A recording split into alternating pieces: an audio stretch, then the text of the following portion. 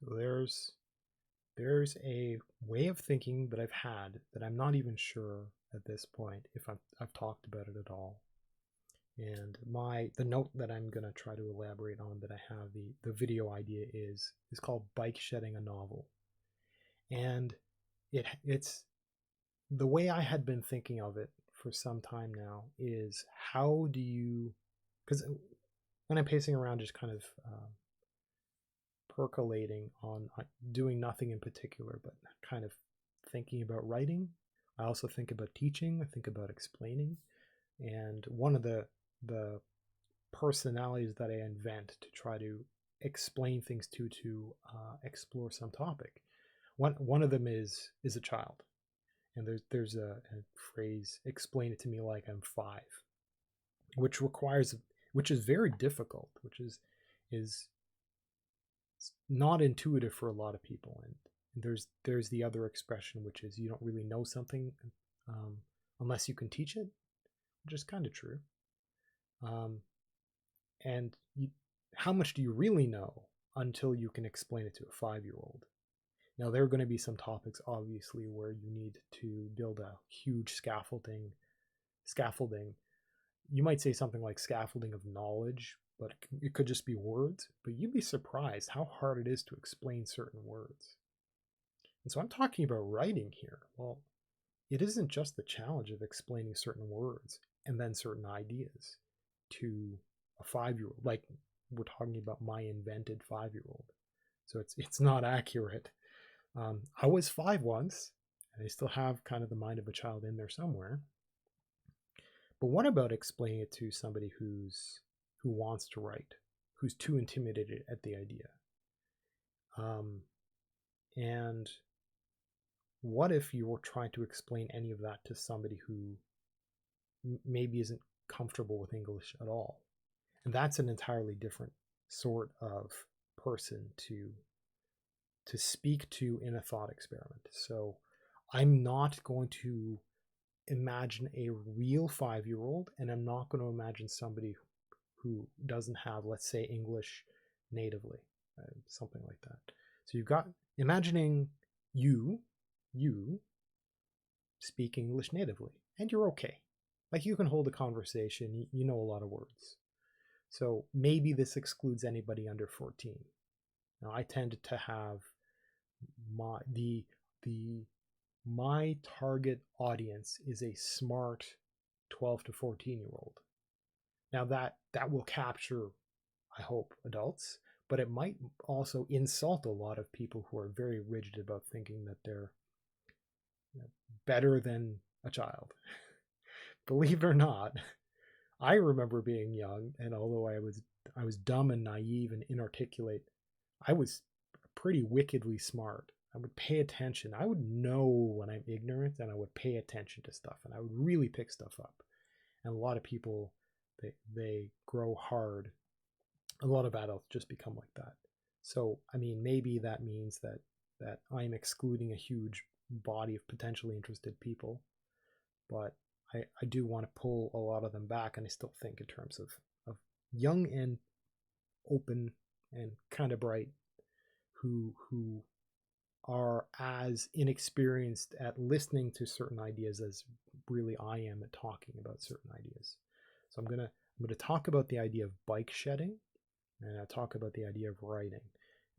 And I've been thinking about how I work, how I came to have some moderate confidence in the way that I write, and how I would explain that to somebody. Why that was a valuable perspective for me to have stumbled upon that prompted me to write, and how I could actually convey that to other people. And I had already spoken on this before, but people fall into a trap of explaining how they got to be who they are. And they do that to a person, building all kinds of assumptions and kind of curating the path that they took. But this is a pretty raw, pretty straightforward, I think almost universal path from that kind of person, just so a bright 14-year-old, to what I've been experimenting with now. And maybe I'm not I'm pretty sure I'm not actually competent, because the storytelling side of stuff and the novel writing side of stuff is grown-up stuff that I'm no good at yet, maybe. So explaining the writing is, so first, bike shedding is you've got a shed and you go to get funding for it at a big corporation. Okay, let's take the example would be you're building a rocket and you're going to get funding for it, and it's a rocket creating company, and you go there and you make a presentation and the you talk about the weight to volume ratio, and you talk about the material sciences of, you make the argument that you're actually going to make the entire rocket with a steel body or something that's like old school and kind of outrageous compared to the tech that we've got now. And you make arguments and you talk about the cost of materials and you talk about the simplicity of building, reducing other costs, and how that's going to make up for, and you've got the size of the craft, and you've got considerations for maybe it's a reusable thing. So for example, is it SpaceX is making a metal body, and it's going to go to Mars and back again, and so it's out the Earth's atmosphere, which is hard enough, into Mars, which is hard enough, and back, and then through the Earth's atmosphere. And there's certain very specific things that you just can't do. You can't have the ablative heat protecting armor that's going to burn off on reentry, because it's going to burn down when getting to Mars and burn coming back up again, and it's going to just be ruined, and it's never going to survive Earth's reentry. So there are considerations. So you're explaining all this stuff in your board meeting. You're talking about all this stuff, and all the fat cats are like, yeah, that sounds good. Yeah, well, yeah, and they all look at one another going, and there's the circle of pretend that happens. But in this case, it is true that none of them have competency, and so they all go, yep, sounds good. You sound like you know what you're doing. We hired this guy. Other people vetted this person. There's a resume and all that kind of stuff. Like, okay, here's my check. Done. That they can't even legitimately present opinions on stuff other than asking some really intelligent questions like, everybody else is doing it this way. Why aren't you doing it this way? Why aren't you proposing that kind of thing? Like, did we hire a madman is what they want to learn. Okay, but if some other person goes to that style of board for funding for a shed in their backyard, in the backyard of the company or whatever, right? So they're going for funding, and they're explaining all these things. Well, we're going to make it out of stainless steel, and it's going to be about this big and this wide because we want bicycles in it. And they start talking about, like, they want funding for the paint. Maybe that's part of the approval process because of the bureaucracy. And they're saying, okay, well, it's red paint, and it's going to be of this brand, and it's going to be glossy because it's going to be a weather surviving for that region, and the sunlight and the temperature and the seasons, and the people around the board are going to look at one another going, I know about bike sheds. And each one of them is going to look at one another and judge them with, I think I know a little bit. And each one of them is going to say, like, other people are going to talk about what they know. Like, everybody should know a little bit about bikes, and they bring up all kinds of dumb arguments. And this is important. I'm going to go off onto the tangent because it's something that I think everybody should understand about bike shedding, which is, well, the first person says, well, why not make it green? Because, I mean, green looks really good in this environment. It's kind of a nice, natural-ish, comfortable, classic kind of color.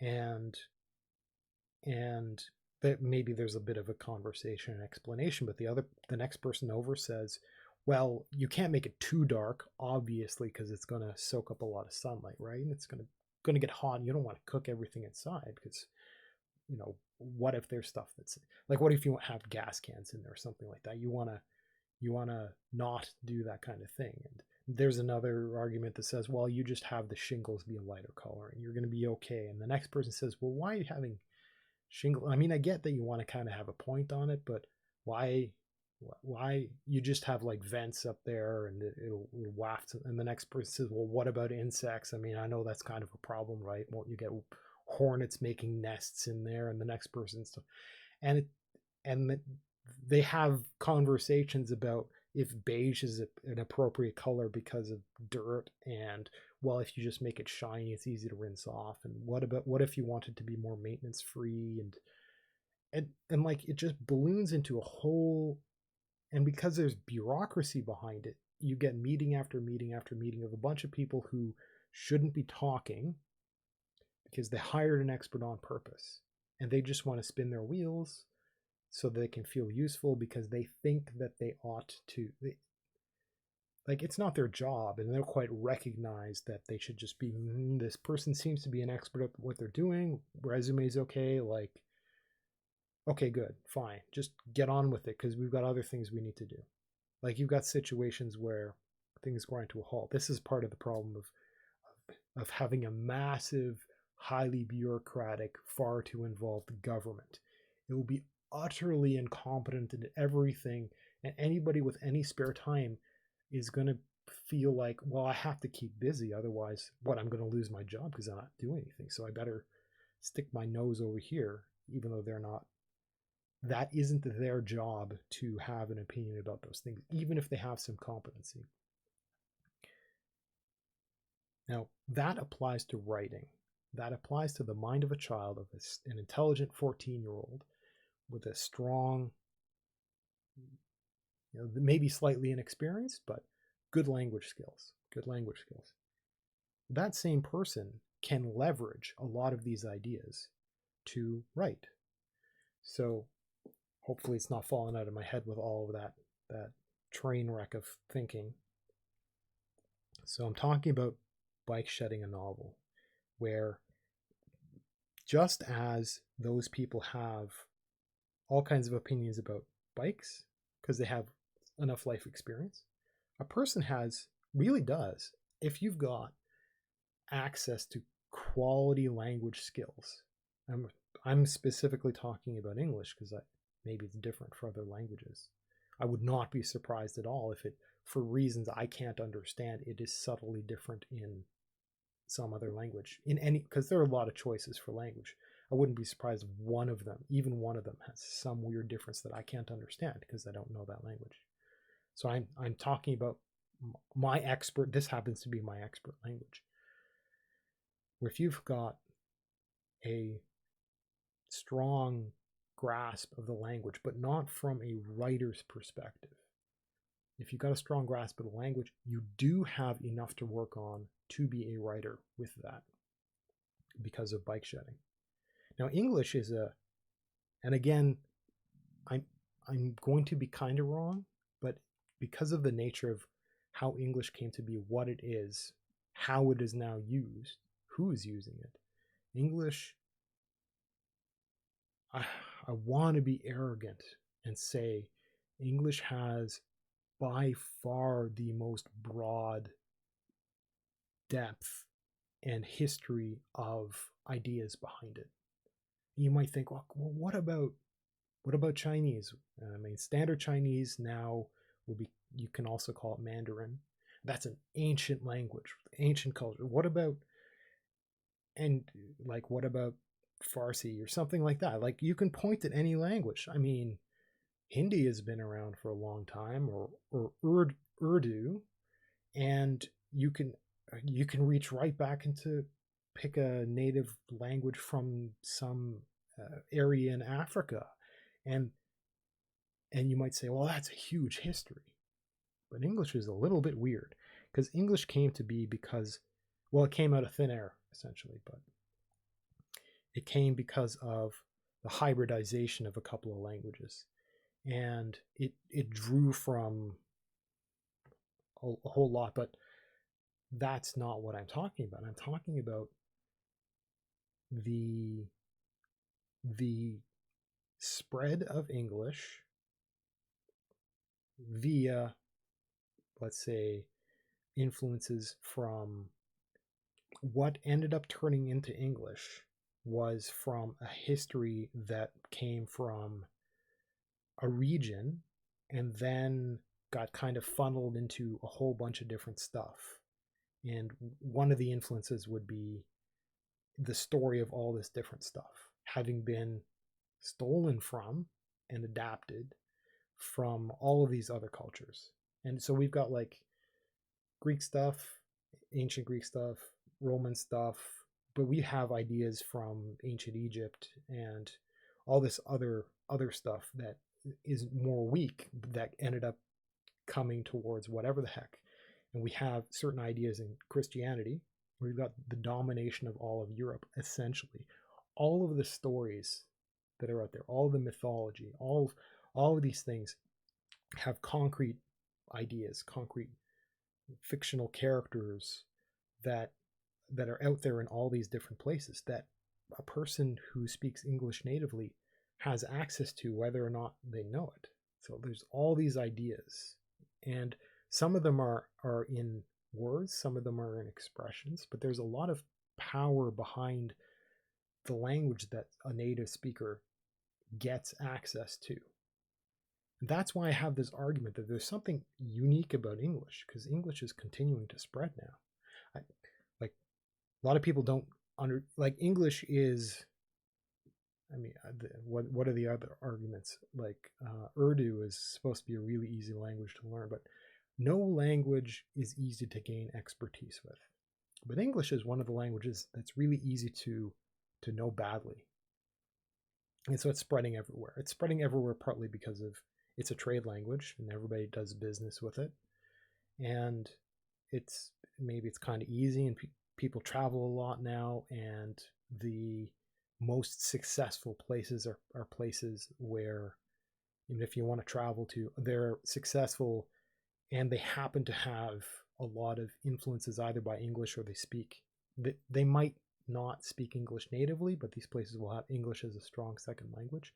So you can go someplace like, you can go to Sweden or Germany or like pick a European country, and English will be it'll be so common you can go as just a fumbling idiot of a tourist and you can get by just fine.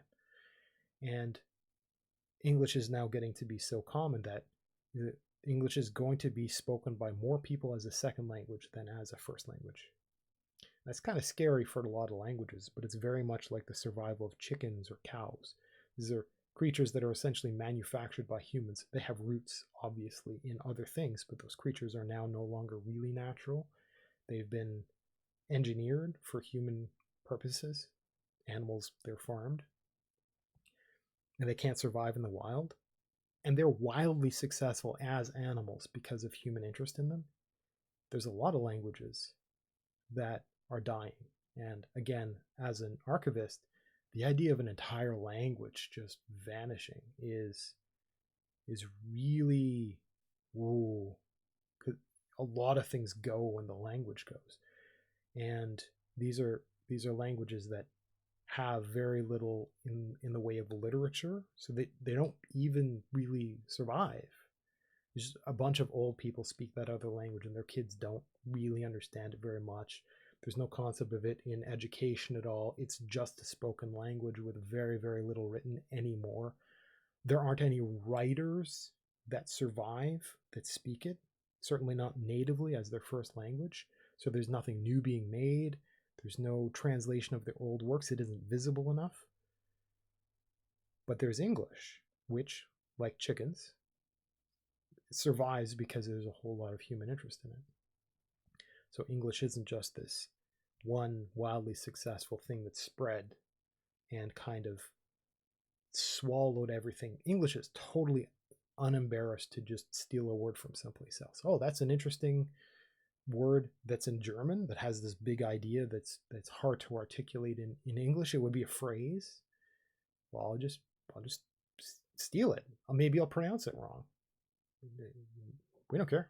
Just go grab it. So all that a native English speaker has access to all that. The native English speaker can just fumble with words, and one of the things about, I'm not going to call it competent writing. I'm going to say something like engaging to another native English speaker. Some writing that's really engaging it isn't about grammar. Spelling's no longer an issue because we have computers. The structure of ideas is important.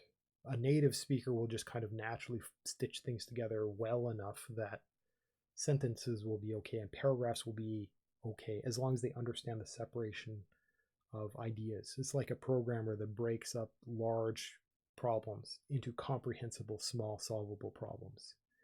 When you learn to do that in English, you're a good enough writer. It's good enough.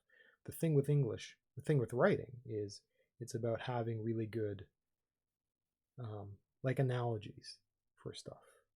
Like, well, think of something on the fly, okay?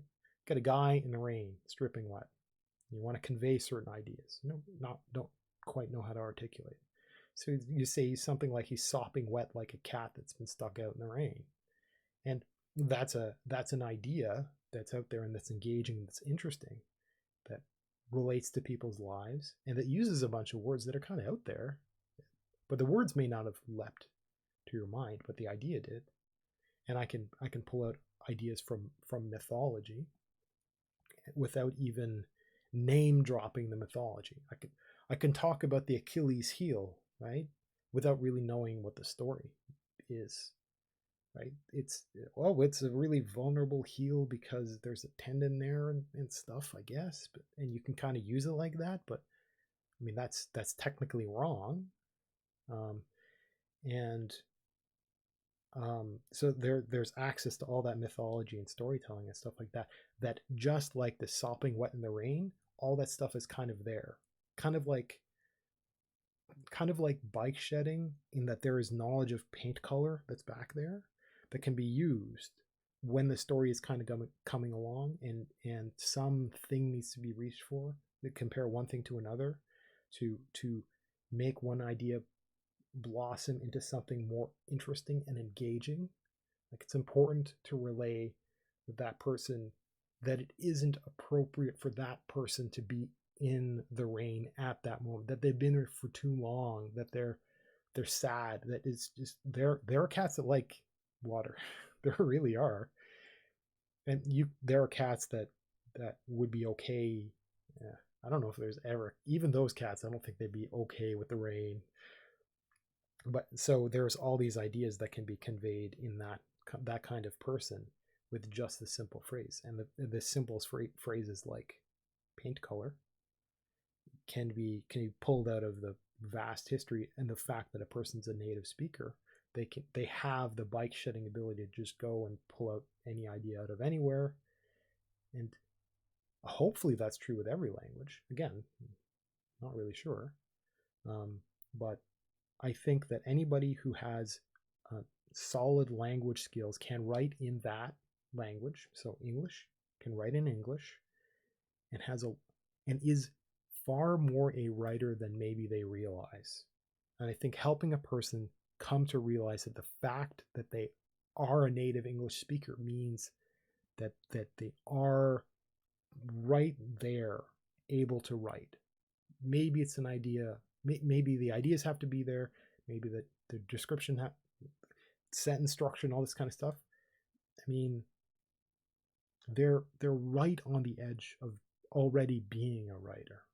And I think helping a person to push them over that, to help them in that realization, is something that's really important. To help a person know that somewhere in them, if they've had that itch, that thing, that they've already been prepared to be that thing. You just have to admit that you already have the seed in you to be that thing. If it's already been kind of back there as a dream for a while, little bit of childish wonder, you don't really have to learn to be a writer. You kind of already are.